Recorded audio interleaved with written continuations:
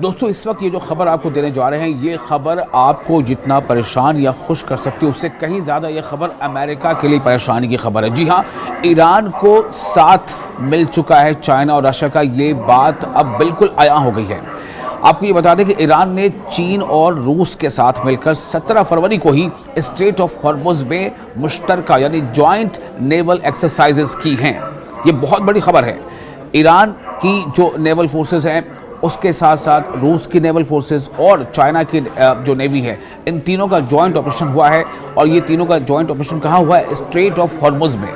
Straight of Hormuz काफ़ी tactically important इलाका है।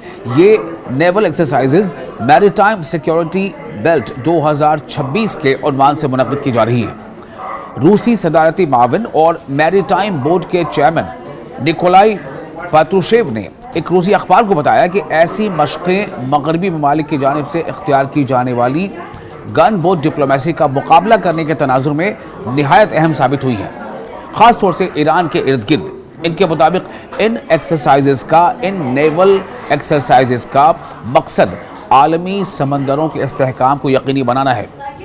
इत्तेहादी ममालिक यानी जो भी अलायंस में जो कंट्रीज़ हैं, इनके बहरी जहाज़ जो हैं ये बंदरगाह पर मौजूद हैं, जो बंदर अब्बास जिसका नाम बताया जा रहा है। और इस अहम आबी गुज़रगाह को जो वाटर कैनाल है समंदर का, इसके करीब वाक़ है। ताहम इन एक्सरसाइजेस का बुनियादी मरकज़ खलीज ओमान के वसी समुद्री इलाके हैं। आप सोचें, वही ओमान के आसपास का जो समंदर है वहाँ पर ये नेवल एक्सरसाइज हो रही है और वहाँ से बहुत करीब है स्ट्रेट ऑफ हॉर्मुज़। तो ये मशक़ें आबनाए हॉर्मुज़ यानी स्ट्रेट ऑफ हॉर्मुज़ के दहाई से शुरू होकर बहरे ओमान और शुमाली बहरे हिंद यानी इंडियन ओशन का जो उत्तरी इलाका है वहाँ तक फैली हुई है। इतने बड़े एरिया में यहाँ पर नेवल एक्सरसाइज चल रही है, जिसमें ईरान की बहरिया यानी नेवी शामिल है, चाइना की बहरिया चीन की नेवी शामिल है और रूस की नेवी शामिल है। तो ईरान इस साल की सह फरीकी बहरी मशकों की मेज़बानी कर रहा है, यानी कि इन तीन देशों की जो नेवल एक्सरसाइज चल रही है, ईरान उसका होस्ट है, जो फरवरी को वस्त में शुमाली बहर हिंद में मुनक़िद हो रही है। इंडियन ओशन के उत्तरी इलाके में ये एक्सरसाइजेज चल रही हैं। और ये बहुत बड़ी खबर इसलिए भी है कि एक ऐसे वक्त में जब अमेरिका और ईरान के बीच एक तनाव बना हुआ है और अमेरिका ने पूरी अपनी आर्मादा कहते हैं कि जो मेन जो फ्लीट कैरियर होता है, जो युद्धपोत होता है, उसके आसपास पूरा उसका जो लाव लश्कर होता है, जिसमें ट्रांसपोंडर्स होते हैं, जिसमें डिस्ट्रॉयर्स होते हैं, जिसमें गन बोट्स होती हैं, जिसमें मिसाइल लॉन्चर्स होते हैं, सब का एक जो दल होता है पूरा समंदर में, अमेरिका ने पूरे दल बल के साथ, जिसे कहते हैं आर्मादा, उसके साथ जहां वो समंदर में अपनी मौजूदगी दर्ज करा रहा है, वहीं तीन देश, न सिर्फ ईरान बल्कि ईरान के साथ साथ चीन और रूस, ये अपनी ताकत का अलग मुजाहरा कर रहे हैं। तो रूस बहरी जो रशियन बाल्टिक बेड़े का कॉर्वेट जहाज़ फ्लीट मुश्तरका बशको, जिसका नाम है स्टॉइकी, इसे डिस्ट्रॉयर के नाम से भी जाना जाता है। इससे कबल बंदर अब्बास में ईरान के पहले नेवल डिस्ट्रिक्ट पर लंगरअंदाज हो चुका है। अब आप सोचें कि ये बाज़ाब्ता तस्वीरों में भी आपको दिखाएंगे किस तरह से ये रशिया का ये डिस्ट्रॉयर है, जो किसी भी फ्लीट कैरियर के साथ साथ चलता है, जो बेड़ा होता है समुद्री बेड़ा उसके साथ साथ ही चलता है। तो पेट्रोशेव ने यह कहा है कि मॉस्को मगरबी बालादस्ती यानी वेस्टर्न हेजेमनी है, उसके जवाब में समंदरों पर कसीर कुतुबी आलमी निज़ाम कायम करने की कोशिश कर रहा है। उन्होंने मज़ीद कहा है कि ब्रिक्स जो है वो रूस रायतों से फ़ायदा उठाएगा और एक मुकम्मल स्ट्रैटेजिक मैरीटाइम डायमेंशन की ज़रूरत पर उन्होंने जोर दिया है। यानी कि अब इसमें देखिए ब्रिक्स का भी नाम आ गया है। आपको ने पहले बताया था कि किस तरह से ये तमाम देश, और इसीलिए एक दिन पहले जो आपसे मैंने कहा था कि जब खामनेई ने खुद इस बात को डायरेक्टली अमेरिका को इंतबाह देते हुए कहा था कि अमेरिका अपने जिन समुद्री बेड़ों के बल पर धमकियां दे रहा है, उसे मालूम होना चाहिए कि हमारे पास उससे ख़तरनाक ऐसे हथियार हैं जिनसे हम अमेरिका के समुद्री बेड़े को डुबो सकते हैं। हमारे पास ऐसे हथियार हैं जो हम उनके तमाम बेड़ों को समंदर में गर्काब कर सकते हैं, उसे डुबो सकते हैं। और अब देखिए कि ये तीन देशों के एक साथ ये नेवल एक्सरसाइज चल रही है, जिसमें ईरान शामिल है, चीन शामिल है, रूस शामिल है। क्या ये अमेरिका के लिए एक बहुत बड़ा धचका नहीं है?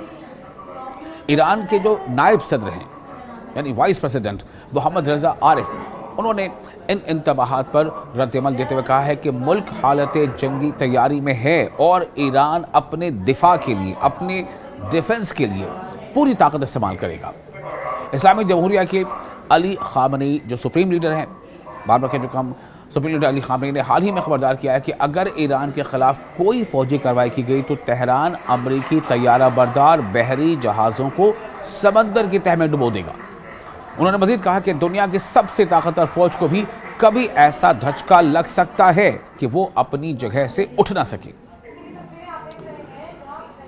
तो अली खामनेई ने बताया कि पहली ब्रिक्स विल फॉर पीस 2026, या आप सोचें इसका जो उन्वान था, पहली मश्क जो जनवरी में जनूबी बहरे ओकियानूस में मुनक़िद होती थी, जिसमें रूस, चीन, ईरान, मुत्तहिदा अरब अमारात और जनूबी अफ्रीका ने शिरकत की थी। मैरीटाइम सिक्योरिटी बेल्ट की जो मशक़ें हैं 2019 से हर साल ईरानी बहरिया की पहल पर मुनक़िद की जा रही हैं। ये हर साल ये एक्सरसाइज होती है और इस बार जो एक्सरसाइज हो रही है इसका ख़ास तौर से इसकी काफ़ी अहमियत बढ़ जाती है ऐसे वक्त में जब समंदर में ईरान को घेरने की कोशिश अमेरिका कर रहा है।